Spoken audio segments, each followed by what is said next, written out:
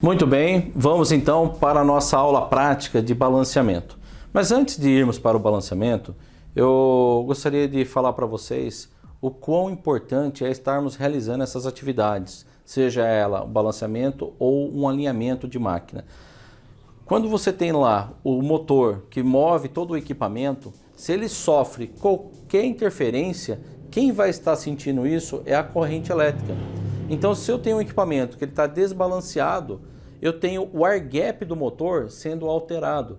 Se eu tenho essa alteração de air gap, eu tenho uma corrente totalmente fora do padrão normal. Quando eu vou lá e realizo o alinhamento ou o balanceamento, eu tenho essas forças geradas no eixo menores, ou seja, o desequilíbrio do air gap menor, eu vou ter uma corrente mais estável. Com isso, eu vou ter uma economia de energia.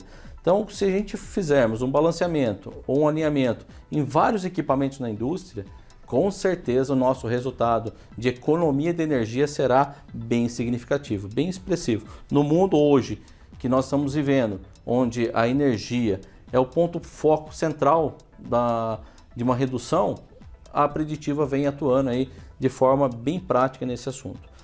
Criamos aqui um ambiente para fazer um balanceamento ilustrativo, para que vocês tenham uma noção de quão fácil é um balanceamento em campo. Então vamos iniciar aqui.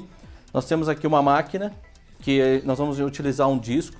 Nessa máquina nós vamos utilizar o VibraCheck, que é um analisador de vibração. Nela nós temos um acelerômetro, que vai medir os níveis de vibração. Temos também um tacômetro, que vai medir a rotação do equipamento. Todas as informações vai para o analisador e com isso nós vamos conseguir direcionar o peso prova e a correção da massa para esse conjunto. Então nós vamos iniciar um balanceamento aqui. Acompanhem com a gente o passo a passo. É realizado a primeira medição para a gente avaliar qual o nível de vibração que o equipamento está tendo agora. Então, ó, vamos ver aqui o nível de vibração. O nível de vibração está na casa de 2,12 milímetros por segundo de vibração. Ele coletou essa vibração, desliga o equipamento. Notem que tem aqui uma fita refletiva.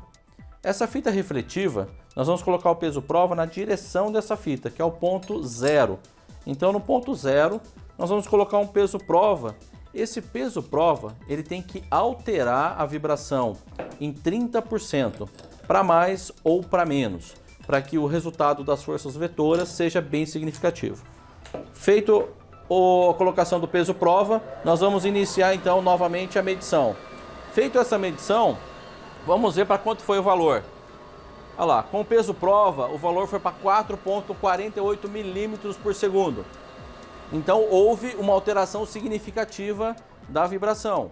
Então ele vai calcular a medição anterior com a medição do peso prova e o aparelho vai mostrar para a gente qual é a quantidade de massa e o ângulo de correção.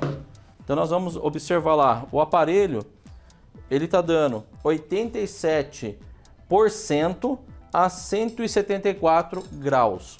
Então a gente vai pegar esse peso prova, vai pesar ele está pedindo 84% desse peso. Então ele vai lá, uma balancinha, pesa.